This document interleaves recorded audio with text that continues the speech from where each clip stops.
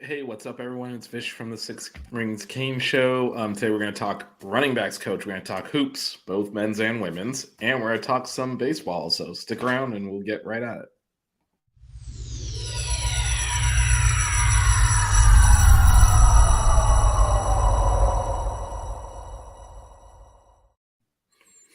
All right. So first of all, for those of you wondering what this is, something new we're trying to do here, which is to do a little bit of midweek content on the Hurricanes because we do the show Monday to Monday, especially when it's out of football season. Actually, there's a lot going on. Monday's great when the game's on Saturday, but we also want to pay a little attention to some non-football sports at the U. So it's a new weekly segment. Actually, tweet at me if you have questions you want me to address on this segment next week. We'll get to that. But today, we actually have some news. So yesterday, it was announced that Tim Harris Jr., very familiar name to South Florida folks, was named running backs coach. He came from UCF. Before that, he was at FIU. Before that, he was at Booker T. Very strong local roots. His father, obviously, is back at Booker T now. So a lot of connections locally, young up-and-coming guy. So, on the show last Monday, we speculated, do you think they go for more of a veteran? Do they, take it?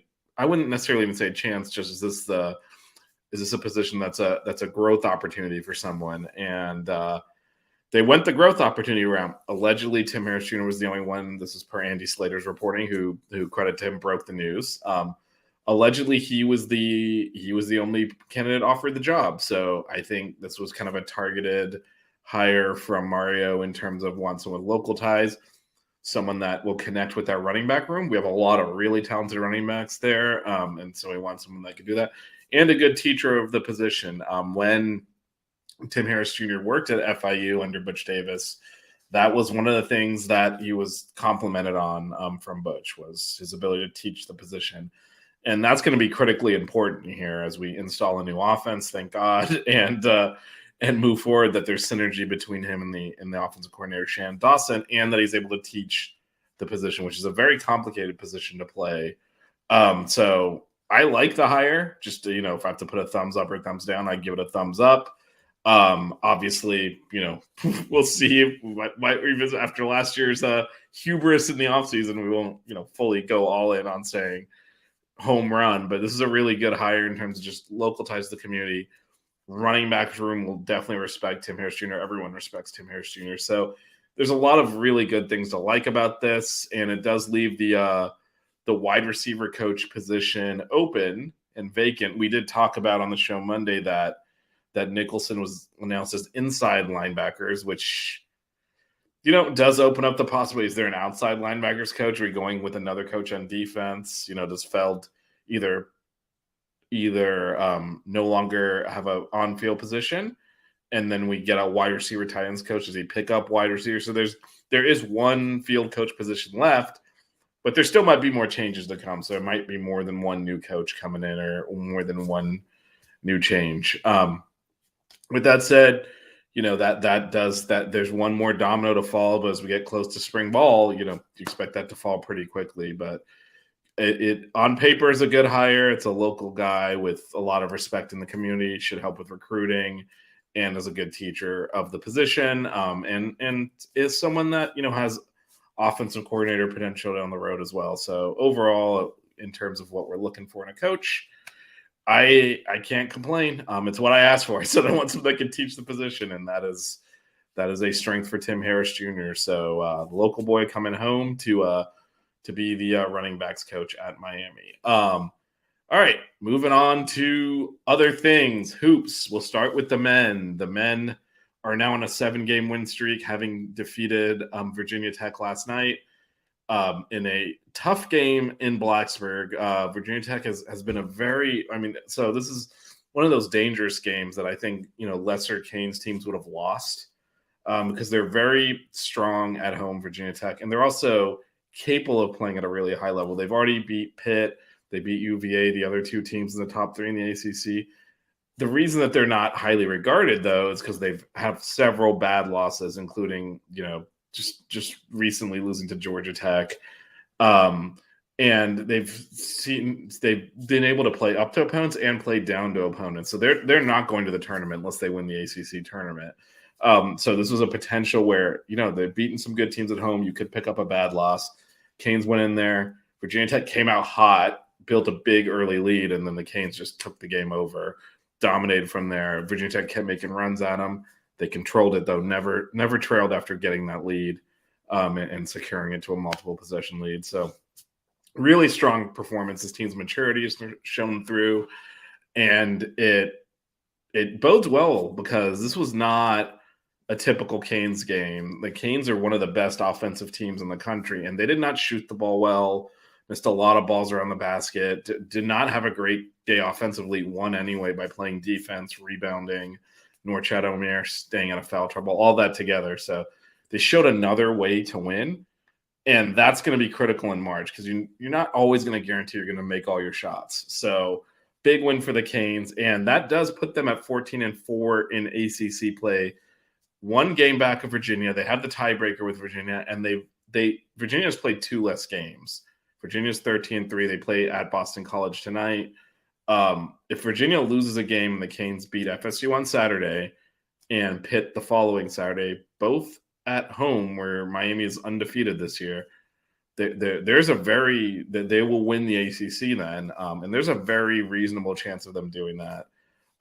Virginia's got Boston College on the road. They've got North Carolina on the road on Saturday. That's definitely their toughest game. They also host Clemson, who's no pushover, although they seem to be kind of falling apart here at the end of the season. Then they host Louisville, which is a win. So there is an opportunity for Virginia to potentially drop a game somewhere here, which would then elevate the Canes into that top spot in the ACC. Either way, top 2 looks likely, and potentially a gaudy 16-4 ACC record is not out of the realm of possibilities here. In fact, it's probably the likeliest scenario. Unbelievable season from the Canes. And now we'll see what they can do as they head into the postseason. The postseason, we're going to do a little postseason talk here. And we'll look at some of these projections for the Canes. And primarily, we'll look at ESPN's projection and explain a little bit about what's going on here. They are, in my opinion, I think everyone's opinion, underseeded at this point. But let's take a look here. This is Joe Lunardi's. This is from before that win over Virginia Tech yesterday, which again it's another road when it's a solid win. It's not going to really boost the resume that much, but it's just adding another kind of brick to the building there. So you can see Miami slotted as a 5 right now, which it's a little bit of a tough hill to swallow. And again, I'll go into the logic behind that. I don't agree with it, but I will go into what is happening there in a second. But you look at some of the teams on the 4 line, several of them picked up losses yesterday. Miami was actually a 4 seed in the projection last week. Over the weekend, despite winning, it didn't, Wake Forest is a bubble team actually they're not on the bubble anymore now. The Canes beat them, but they were on the bubble. Those wins are just not moving the needle. Again, I'll explain why in a second. But you can see they're slotted in at the 5th seed. I do think there's probably the potential to get all the way up to probably a 3. I think is reasonable. I don't think it'll grow all the way to 2, but if they win these last 2 ACC games and do well in the ACC tournament, I think a 3 seed is definitely possible. But I think the most important thing here is you can see one of the locations is in Orlando, and that's where this currently has them projected. If the Canes could move up to a 4 seed, which I think they would, I think if you redid the bracket right now, again, some of the teams that were on that 4 line lost. And the Canes obviously won, they would almost certainly be playing in Orlando. In this case, he has them as a 5 seed playing in Orlando, but the top 4 seeds get some regional deference that a 5 seed doesn't. So there's every opportunity for the Canes to be playing in Florida, and there's not, for lack of a better word, if you look at these teams, there's not a lot of Florida-based teams. There's FAU here. Florida is on the bubble. Florida State's one of the worst teams in the country. So there's not really a lot of room for other local schools. So there's a chance for the Canes to really have that home crowd behind them in Orlando. So I think that's really the goal right now. And then, hopefully take advantage of that, get to the Sweet 16. From there, anything can happen there. Anything can happen in any of these tournament games. But you're looking at a team that's 14-4 in the ACC, 23, I believe, in 5 now. Whatever. A lot of only 5 overall losses. So one of the best records in the country, and the second place team by percentage points because Virginia's 13-3 in the ACC. How are they a 5 seed? Well, I think one of the things to know here is Virginia as the top rated ACC team here is a 3. So that's the max right now they have from the ACC. And the reason for that becomes apparent as we toggle over to this net rating. So net rating is kind of, if you're familiar with the old RPI, it's kind of replaced it as, the holy grail of this is how you can judge teams with neutrally without leaning on eye test and things like that. But what you'll see here is, and this did go up overnight. Again, I believe that if this bracket was redone right now, the Canes would be a 4 seed because they were in the 4 line last week. But you see, the Canes are at 27th. That's with the 23-5 record, and really the only one bad loss. You look at this overall on paper, 6-1 in the quad 3, that Georgia Tech loss does sting a bit. But then 7-4 in quad 1, no bad losses. The issue that the Canes have here is the whole ACC is down. You can see Duke is 29. That's one of the Canes' better wins. But if you keep scrolling up, the only other team above the Canes ACC is Virginia. They're 15th. They moved up from 16th. So there's just not a lot of opportunity to build this rating up. And what happens is when you get into conference play, if your conference's net ratings are not high already, you're screwed because you're just going to play each other. So what has happened is, as a vicious cycle, these ACC teams are playing each other. They're beating each other up, but none of them are good wins. All the losses end up being bad losses from a net rating standpoint. For example, the Canes went 1-1 against NC State, who's a really good team, but they're 37th. So that's just not going to help your resume. And that is why, really, if you look at the ACC as a whole, they all appear underseeded. The example I'd give you is West Virginia is 16-12 overall. And they are 5-11 against quad 1. Now, you think these are not good numbers. They're 26th because of the Big 12 strength, and you'll see them all up towards the top of this rating. So even when they go and lose, it helps, as absurd as that is. So they're 5-11 there, is viewed better than the Canes 7-4, which again doesn't make logical sense, but that's the way the ratings work. And so you end up in a situation where you have a team who Miami would obliterate that is ranked ahead of them in these ratings. And that is the challenge the Canes have with getting that seed lineup where you think it would be, a team 14-4 in the ACC, 23-5 overall. That's generally a 1 or 2 seed, right? It's not even on the table right now. Right now they're trying to get to that 3-4 line probably as a maximum. And you actually see Virginia suffering from the same thing. Their net rating is higher, but they're 13-3 in the ACC, 21-4 overall. They're getting a 3 seed in the projection. So what you have here is just a situation where this is like hanging like an albatross around the neck of the entire ACC, and it is causing all of the seeding to be lower. And the Canes are fortunate their resume is so strong that we're talking about, are they going to be a 3 seed or a 4 seed when normally they'd be a 1 or a 2 seed?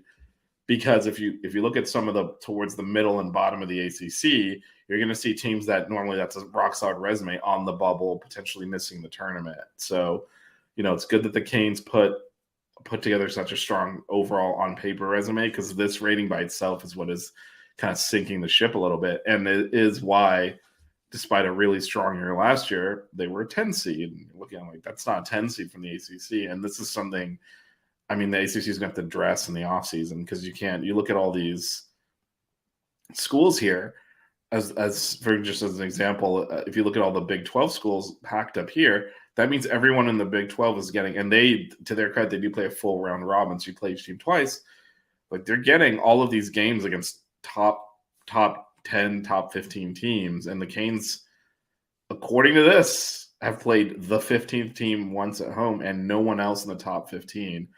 that is where it becomes problematic. So we'll see how that ends up playing up in the scenes. They don't just religiously use this, and the Canes again continue to bolster that resume and are legitimately a team that, in my opinion, could win the championship. They're that good, but I don't expect the seed to go much higher than potentially a 3 seed. That is the story with the Canes men. So they're in great shape. They got 2 games left. FSU at home on Saturday. Then they got a week off. Then Pitt at home to close their regular season out. Now the women are in a big bit of trouble here. They are technically in the tournament right now by most projections. The women's resume is almost it's kind of like almost the opposite, because the ACC is by far the best women's conference. So when they take the court, they tend to pick up quality wins. Even losses don't really hurt as much. And we saw that last weekend, loss at Syracuse. Syracuse is a good team. You can see they're one of the last teams in. Losing there didn't really hurt the Canes' resume. Now you do see the Canes sitting in this, and this is frankly, I look for all sorts of projections. In this case, I'm using the ESPN one for both the men's and the women's. There's not a lot of women's projections, so this is pretty much it. And it is Charlie Crime at ESPN's projection. He's got Miami as one of the last 4 buys, and currently sitting as a 9 seed. Now, if you pay attention to last year, this is not where you want to be. The women's bracket with the home hosting of the first 2 rounds really does cause a lot of problems, because it means that an 8-9 is just, it's death in the second round. You have to go be one of the best teams in the country. And last year the Canes actually played fairly well against South Carolina, but it just wasn't going to happen. And they're looking to be in a similar boat this year. You'd rather be a 10 seed. You'd rather be an 11 seed, frankly. But you don't want to risk going into this play-in game like Mississippi State and Princeton on this projection. Now, what can the Canes do to bolster this? This is the last week of the season. The women's season ends a week earlier. First of all, the ACC standings are really tightly packed. So, based on how the rest of this week plays out, you're going to see a wide variance in what they're going to get in the ACC tournament. So, not going to dig into that. Next week, we'll probably be talking quite a bit about the women's ACC tournament as it will have kicked off. But what I will say is, at Louisville Thursday night, that is an opportunity to pick up a quality road win. You look, Louisville is seeded somewhere in here. They're 7 seed. If the Canes can do that, that'll pretty much lock them up. They'll be in there. They do play Virginia at home to close it out, Senior Day Sunday. That is, it's a must win, because Virginia's not good. And if you don't win that game, I feel like they're basically going to be penalized so heavily they won't make the tournament. But they should win that, and should win that easily. Virginia's not good. So, if they get the Louisville win on the road, that should move the needle, lock them in, I would feel. If they don't, they're still a little bit precarious. And again, depending on where they slot in seeding-wise for the ACC tournament, they might have to win a game or 2 just to avoid the conversation. With that said, if we scroll down here, this is what I wanted to talk about in terms of the strength of the conference. There are 9 ACC teams projected in right now. And what that does is it messes up the seeding, because they try to avoid teams meeting until the Sweet 16 if they're in the same conference. So they'll move teams up and down a seed line to make that happen. And you can actually see why the Canes are kind of almost being forced into that 8-9 spot. And it's because you got Louisville, you got NC State at 7s, you got Florida State as a 6, you got Duke as a 3. So that means like this is really eating up the 11 seeds and the 10 seeds and the 7 seeds. And because there's no ACC team that's really projected to be the 1 seed, you're going to see them naturally get forced into that 8-9 matchup, which is, again, is a bad matchup. But they can beat Louisville and kind of, drop Louisville down a little bit into an 8-9 match. It might open up a spot for them to, frankly, be a lower seed, because they are moving teams around seed lines to make the bracket work. Maybe a 10 seed, but in a friendlier spot. If Louisville needs to be an 8-9, there are possibilities like they could easily, slot in somewhere here as well. But that's the big thing to do. So that a win at Louisville could be huge to kind of cement the stats, and I think it's going to be hard for the Canes to play themselves all the way up to like a 7 seed at this point. And 8-9 is not a great place to be. So, but still locking that win in there, and then maybe potentially being a better resume, but being moved one or two seeds to make the bracket work because of all the ACC teams is a possibility, and certainly damaging Louisville would help that happen. Because right now, I mean, this is not, and this is just the nature of women's basketball with the hosting on the happening at the top 4 seeds really. So, but playing at the 1 seed is just such an impossible ask. So, and they already had to go to South Carolina last year. I'm at least hoping. I mean, look, not like playing at Indiana or any of these other teams is going to be easy, but hopefully at least they don't, send them to the same exact location again. But that's where the women are projected right now. They're in the field. And kind of one of the things to look at here, there are always upsets. There are always, teams that quote unquote steal bids by winning conference tournaments that otherwise wouldn't have made it in. But if you look through this, there are, 7 teams between the Canes and being out. So between stolen bids and, things of that nature, they're pretty okay, I would say. The one caveat would be you look at someone like Syracuse, who they've lost to once. If they hit them in the ACC tournament and lose them again, that's a direct comparison opportunity to lose that spot. But they look pretty good. They look pretty solidly in, despite being in that last 4 buys section. If you recall, the men were in the last 4 buys towards the end of the projections last year as well. So looks like both the men and women will be dancing again this year, which is, again, great. It's been a while since we've just had those consistent seasons of both teams in the tournament. Women, again, facing a little bit longer odds in terms of getting a better seed, as well as, still on the table if they wouldn't make it. But, I think if they beat Virginia, frankly, on Sunday, it's probably enough. That'll get them to 11 ACC wins. And ironically, the 11 ACC wins in the women's ACC carries a lot of weight. The 14 in the men's seems to carry much less. But we'll know all about the women's ACC tournament by the end of this weekend, which brings us to the last topic. So baseball kicked off last week. The Canes took 2 of 3 from Penn State. Wasn't a great showing. Friday lost. Gabe Seal did not have his best outing. Saturday dominated, easy win. Looked like, all right, they got it going. Sunday was a slog, but CJ Capus walk-off home run got them to 2-1. And then their most impressive performance actually last night, Stetson came in. They played really well coming into that game. It felt like this could be a dangerous one, especially with the Canes' short turnaround. They had to pitch Alejandro Torres, who is a middle reliever, to start with, just to eat some innings up. Because again, the Canes actually play again tonight against Indiana State. So 2 midweek games. They don't really have 5 starters, so they kind of pieced it together, dominated that game, got the bats going, and I think you're starting to see some of those questions that were asked over the weekend get answered. Still got to work out the rotation a little bit on the mound. We'll see, what happens this weekend. But I think encouragingly, the bats are really starting to come to. Blake Sear did not start the first game. Does not start the first 2 games. Started on Sunday, hit the ball well again last night. I think he's kind of cementing himself in the second base. And then Dario Gomez is starting to get it going in center field. That was another kind of question. He's transferred in from UNLV. So things are starting to come together there. Yo-Yo knocked the cover off the ball, which is always a good thing. Love us some Yo-Yo here. So the team is already starting to kind of shape up, come together there. And there's just a lot of depth at the plate that we haven't really seen. I think the question marks are still at catcher.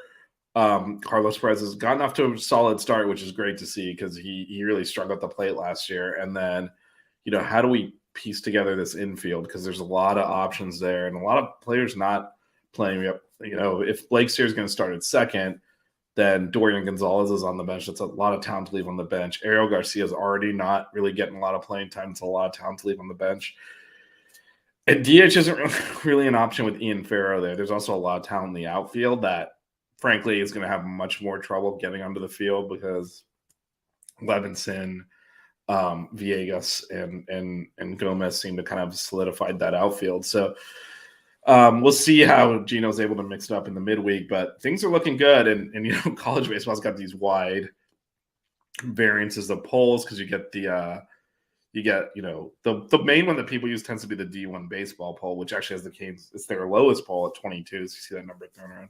They're in the top 10 in several polls. They're using around that 10 to 15 range is more common. This does have the feeling of a team that could host regionals, maybe super regionals. And it's really going to depend on the pitching staff. They host Dartmouth this weekend after Indiana State today, and then go to UF next week, which will really be their first major test. So we will definitely be talking about that, previewing that a little bit next week.